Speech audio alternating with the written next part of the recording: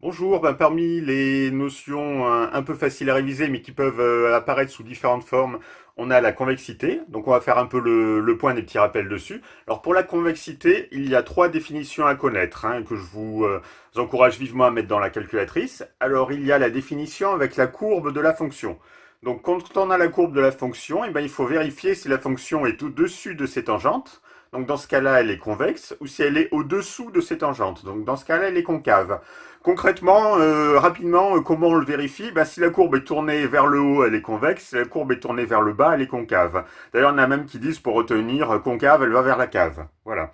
Quand on a la courbe de la dérivée, ou la dérivée si on le fait par le calcul, il suffit de regarder les variations de la dérivée. Si la dérivée est croissante, la fonction sera convexe. Si la dérivée est décroissante, la fonction sera concave. Donc on peut le faire par lecture graphique ou par calcul. Quand on a la dérivée seconde, c'est le signe de la dérivée seconde qui renseigne sur la convexité de la fonction. Donc si la dérivée seconde est positive, la fonction sera convexe. Si la dérivée seconde est négative, la fonction sera concave. On peut aussi parler du point d'inflexion. Alors quand on a la courbe de f, comment reconnaître un point d'inflexion? Un point d'inflexion, c'est un point de la courbe où la tangente traverse la courbe. Donc ça se passe sur des parties où la courbe est linéaire, elle ressemble à une droite. Si on a la dérivée seconde, c'est quand f' s'annule et change de signe. S'il n'y a pas de changement de signe, c'est un point d'inflexion.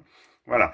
Donc ceci étant rappelé, on va faire un exemple tiré des annales, tiré du bac métropole 2016.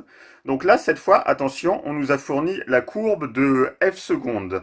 Alors au passage, je vous signale que f avec deux apostrophes, ça se lit pas f', comme la plupart des profs le disent. Ça se lit bien f seconde parce que c'est bien la dérivée seconde. Donc je sais pas pourquoi les profs vont passer pour des mongols à vous faire dire f', f', sans arrêt, c'est complètement débile. C'est la dérivée seconde, elle s'appelle donc f seconde. Voilà. Donc on fait son tableau de signes par lecture graphique cette fois, puisqu'on ne peut pas le faire par le calcul. Donc par lecture graphique, on trouve que f seconde est négative entre moins 2 et 1 et positive entre 1 et 2. Et elle s'annule en 0. Ce qui donne qu'elle est concave sur moins 2, 1, convexe sur 1, 2, et qu'il y a un point d'inflexion au point x égale 1. C'est donc la réponse C. Voilà, je vous souhaite une bonne journée, bon courage à tous, et à bientôt pour une prochaine vidéo.